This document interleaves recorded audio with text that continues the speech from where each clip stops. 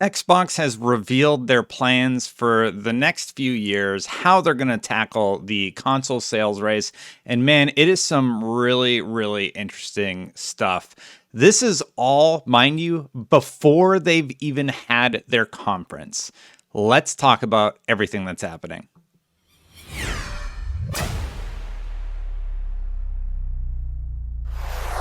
Just a reminder, all month long, I'm raising money for St. Jude Children's Hospital. Thank you so much to everybody who has donated. St. Jude Children's Hospital is a place where they're trying to cure cancer and other rare childhood diseases. Some of the tiers are $10 will get a kid a toy for the waiting room, $250 will buy a family a meal card for a week, and $500 will get somebody a bone marrow transplant treatment. We are at, let's see where we're at with the goal, 2,090 of the $5,000 goal for the month. Thank you, everybody who has donated this far. You can find the link in the pinned comment or the description below. So let's get into this story. So basically, Xbox is offering a bunch of new services. They have some new ideas about how they're going to tackle getting their platform as many places as possible. I'll just start by saying that they're going to be coming to smart TVs. So that was announced. And here's what they said. Xbox is working with global TV manufacturers to embed the Xbox experience directly into internet-connected televisions with no extra hardware required except the controller. So that means you're going to be able to sit down in front of your TV, turn on your Xbox controller. Your TV will probably turn on automatically, and you can just start playing Xbox games right now. It's what we've been doing on our iPhones, what we've been doing on our Android phones, and I think it's an incredibly smart way to expand the market. I was playing through, before I recorded this, I was playing through Dragon Age Inquisition to get the Microsoft Rewards Challenge for the week of killing, 15 enemies, and the experience is pretty good. They're also going to be looking at other ways. Well, I was going to talk about this one a little bit later, but there's a lot more coming. So let me go. I'm just going to go through my notes one at a time. So cloud gaming is going to be added to the console. So that means, according to Liz Harmon, we're also developing standalone streaming devices that you can plug into a TV or monitor. So if you have a strong internet connection, you can stream your Xbox experience. That is the Xbox streaming stick that Phil Spencer actually talked about a while ago. And elaborating on that, later this year, we'll add cloud gaming directly to the Xbox app on PCs and integrate it into our own console experience to light up all kinds of scenarios like try before you download, says Kareem Cordry, head of cloud gaming at Microsoft. That's literally what I said like two videos ago, what I want. I'm like, I don't like downloading all these games because you're just stuck sitting there waiting. Imagine if you could play it on the cloud the second it's available. These things boot up in like 30 seconds tops, and then you're just playing. You're not playing like the same experience you would play on a console, but you're still playing a pretty dang impressive game. And they're also upgrading all of those games to be running on Series X's and streaming to you via the cloud. If they continue to solidify their services and this gets better and better, it's so smart. It's one of the smartest things that I've seen anybody do, and I'm really, really excited about it. Speaking of things that, well, okay, that's a bad segue. There was a little bit of shade thrown Sony's way for Phil Spencer. So basically, they kind of called them out for selling games multiple times at full price.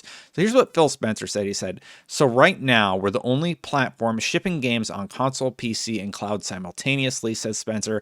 "Others bring console games to PC years later, not only making people buy their hardware upfront, but then charging them a second time to play on PC." So what he's saying is like, hey, we don't care where you play. You can play on PC. You can play on your Xbox. You're going to be able to play on your TV. If you can't afford an Xbox, just get Game Pass, $15 a month. You can just play all those games on your TV streaming. Like, that's just nuts to me. We live in a world where we're just going to be able to do that, no problem. And I think it's a really smart. I think it's just a really, really smart strategy because everybody's thinking about the console challenge, right? Like, who sold the most consoles? And Xbox is just like, yeah, we're not playing that game anymore. They're doing what Nintendo did when Nintendo said, we're going to make a cheaper unit that's not going to try and compete graphically. Well, Xbox is doing this. They have a console that can compete graphically. They are going to be more accessible than any of the other platforms, period, just allowing you to play anywhere you want, and it's going to set them up for success. So remember my fake graph? Does it still seem so silly? I don't think so. Like, do you know how many televisions there are? They took the console out of the equation. And that's what they've been working to do for a long time. And this is good stuff. So I'm going to read some large quotes now from the blog. It says, with more than 23 studios worldwide creating games for Xbox, our goal is to release at least one new first-party game into Game Pass every quarter. Role-playing games, shooters, strategy titles, adventure games, and more are all being built by our first-party teams to ensure that there is a steady stream of compelling exclusive content to explore. So you want their more games answer? There you go. One new game a quarter. There's 4 quarters a year, as I'm sure you're aware. So that means 4 big exclusives a year on Game Pass. That is good news. Continuing on about this whole initiative, here's what Satya Nadella and Phil have to say about that. At Xbox, our mission is simple. Bring the joy and community of gaming to everyone on the planet. To achieve that, we aspire to empower everyone to play the games you want with the people you want anywhere you want. We believe that games, that interactive entertainment, aren't really about hardware and software. It's not about pixels. It's about people. Games bring people together, said Spencer. Games build bridges and forge bonds, generating mutual empathy among people all over the world. Joy and community, that's why we're here. And this really gets at the heart of why I'm excited about what Xbox is doing. It's not just about Xbox versus PS5. It's about providing gaming to people all over the world. And I'm going to get into a few more details where they really prove that they're just trying to be as accessible as possible to as many people as they possibly can. And it's something that frankly Sony isn't doing. Sony has the highest price point on their games. They're, and they just keep sending this messaging that, like, I don't know how to phrase it. They just keep sending messaging that just seems the opposite. You have to pay for our games again on PC, right? And man, it's just so weird. I have such a weird reaction to what they talk about versus when Xbox talks about stuff. When Phil starts talking about things and Satya Nadella start talking about how they're all in on gaming, that's tremendously exciting stuff. And when Sony talks about it, I just feel like it's PR.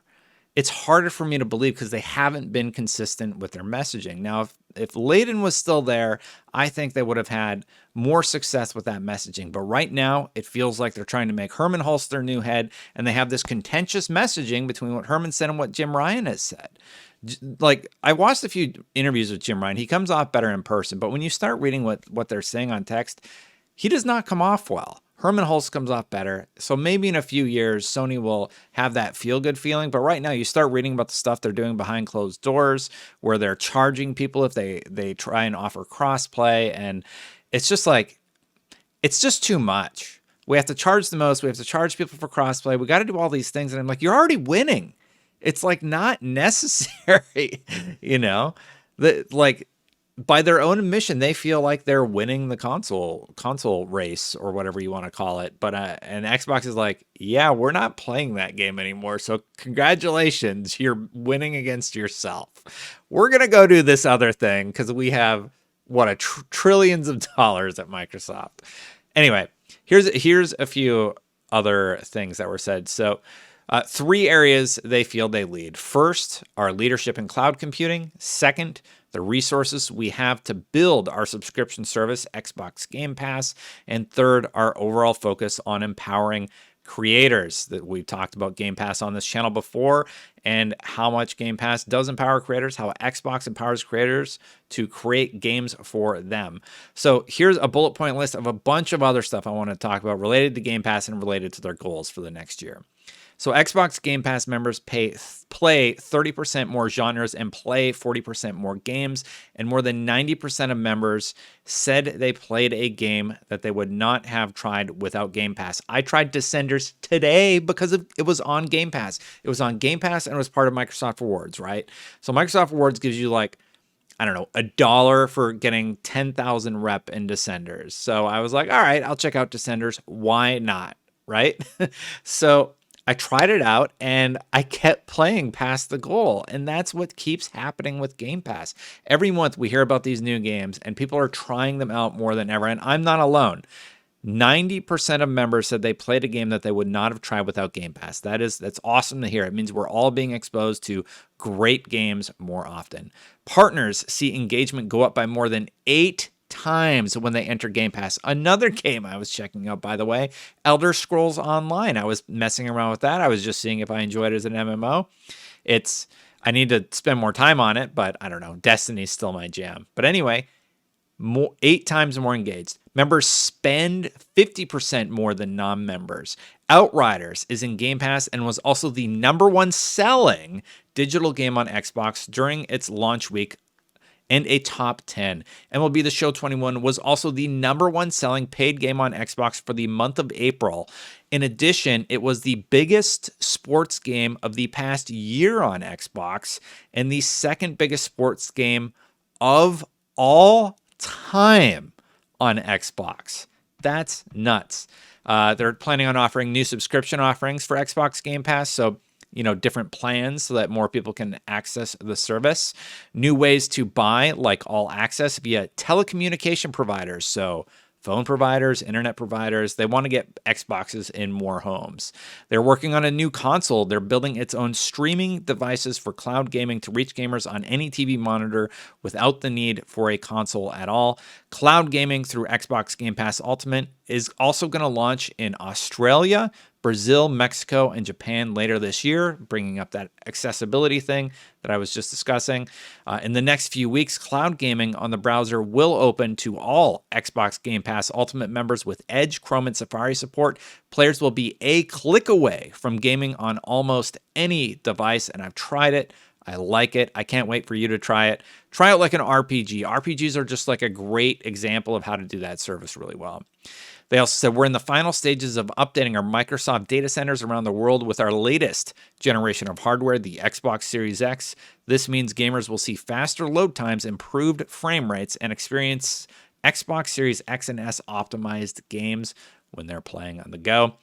Later this year, we'll add cloud gaming directly into the Xbox app on PC and integrate it into our console experience to light up scenarios like try before you download. So you're going to be able to try games before you download them from Game Pass. It's just a really, really cool service. I'm really, really excited about Xbox's future. And the crazy thing is the conference is 2 days away. And this was ahead of Summer Games Fest. I'm going to do a reaction video for that also. But wow, they're already the talk of the town, and the show hasn't even started yet. I cannot wait to see what they show this Sunday. Hey, thank you so much for watching this late night ramble. Don't forget to hit the subscribe button if you like these sort of videos. You know what? By tomorrow, we should be at 60,000 subscribers. Wow. Thank you so much to everybody who subscribed and watched. I never would have done it if you didn't like this content. I've made a video every day since March 17th of this year.